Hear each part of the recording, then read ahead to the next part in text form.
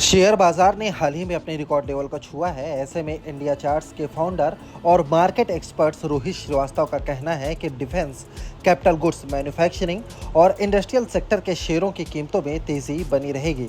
Money control को दिए एक इंटरव्यू में उन्होंने कहा, एफएमसीजी और फार्मा जैसे डिफेंसिव शेयर पिछले 10 साल में मार्केट लीडर रहे, जबकि अब ये पिछड़ गए हैं। यह बदलाव 2020 से 21 में हुआ है। अब मार्केट लीडर के तौर पर नए सेक्टर उभर कर सामने आए हैं और यही बाजार को नई ऊंचाइयों पर ले जाएंगे।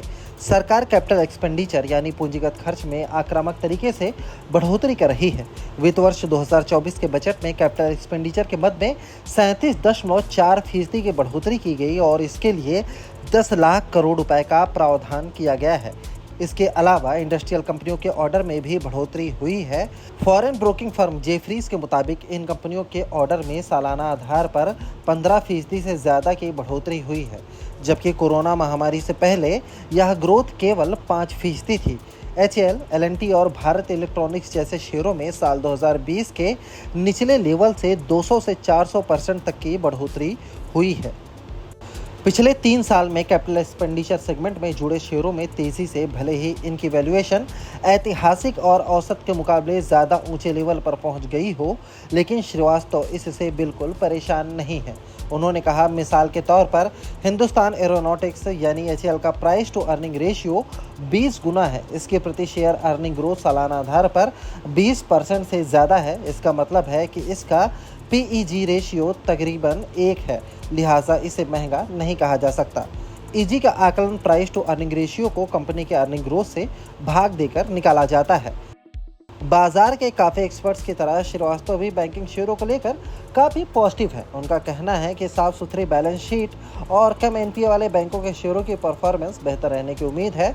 उन्होंने कहा, निवेशकों को पूरे बैंकिंग बास्केट पर फोकस नहीं करना चाहिए, उन्हें चुनिंदा बैंकिंग शेयरों में ही निवेश करना चाहिए।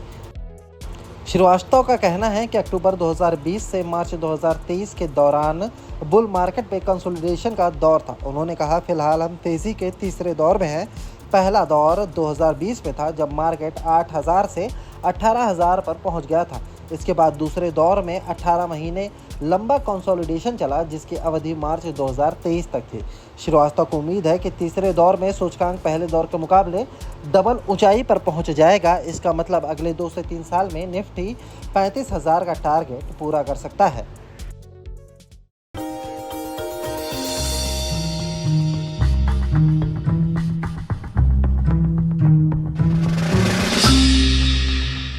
डू यू नो में आज हम बातचीत करने वाले हैं पेंट स्पेस की मेगा कंपनी बर्जर पेंट्स के बारे में। दरअसल बर्जर पेंट्स से जुड़े हुए कई सारे इंटरेस्टिंग फैक्ट हैं, लेकिन सबसे इंटरेस्टिंग फैक्ट पहले तो इस कंपनी के नाम के साथ ही शुरुआत करते हैं, जहां पर इस कंपनी का जो नाम है वो कंपनी के एक्चुअल ओनर लुइस बर्जर के नाम पर रखा गया था। 262 साल पहले इस कंपनी की शुरुआत हुई थी और ये कंपनी जर्मनी से शुरू हुई थी और धीरे धीरे मल्टीपल एक्विजिशंस और मर्जर्स के थ्रू होते होते यहाँ तक की स्थिति में पहुंची है। इसके अलावा कुछ इंटरेस्टिंग फैक्ट में ये भी है कि ये दुनिया की 14वीं सबसे बड़ी पेंट कंपनी है, एशिया की 4थी सबसे बड़ी पेंट कंपनी है और भारत की दूसरी सबसे बड़ी पेंट कंपनी के तौर पर शुमार है और करीब करीब 15 से लेकर 20% के आसपास का मार्केट शेयर अपने स्पेस के अंदर कमांड करती है। हालांकि जो लीडर है उसका हाफ मार्केट शेयर है, लेकिन फिर भी कंपनी का एक स्ट्रॉन्ग मार्केट शेयर अभी भी कमांड करती है। बर्जर पेंट्स इंडिया में करीब करीब 99 साल पहले से कामकाज कर रही है और एक इंटरेस्टिंग पार्ट ये भी है कि 99 साल पहले इसका नाम था हैडफील्ड इंडिया, जिसके साथ इसने शुरुआत की थी कोलकाता में और वहां से धीरे धीरे फेरबदल होना शुरू हुआ। Hero MotoCorp, royal Enfield, Ashok Leyland, Tata Motors, TVS, Yamaha, साथ ही साथ hero group, Honda group, Bajaj group, ये सब वो ग्रुप्स हैं जो कि बर्जर पेंट का पेंट यूज करते हैं और अलग अलग व्हीकल्स जो हैं कंपनी के वो इन प्रोडक्ट यानी बर्जर के प्रोडक्ट्स के जरिए आप मार्केट में देख भी पा रहे हैं। साथ ही साथ एक इंटरेस्टिंग फैक्ट ये भी है कि एक समय पर बर्जर पेंट्स को श्री विजय माल्या ओन करते थे, जबकि उनके फादर मिस्टर विठल माल्या ने मल्टीपल एक्विजिशंस के थ्रू इस कंपनी को भी एक्वायर कर लिया था। और लेटर ऑन कंपनी ने या फिर विजय माल्या साहब ने इस कंपनी को एक अच्छे हैंडसम प्रॉफिट के साथ करीब करीब $66 मिलियन के प्रॉफिट के साथ इस कंपनी को एग्जिस्टिंग प्रमोटर्स को बेचा। तो ऐसे मल्टीपल एक्विजिशंस एंड टेकओवर्स पिछले 99 साल की हिस्ट्री में बर्जर पेंट्स के अंदर आपने देखे हैं। साथ ही साथ बर्जर पेंट के साथ कुछ और इंटरेस्टिंग तथ्यों में से ये बांग्लादेश की सबसे पुरानी और साथ साथ सबसे बड़ी पेंट कंपनी के तौर पर शुमार है और करीब करीब 50% से ज़्यादा का मार्केट शेयर ये पेंट स्पेस में बांग्लादेश के अंदर कमांड करती है।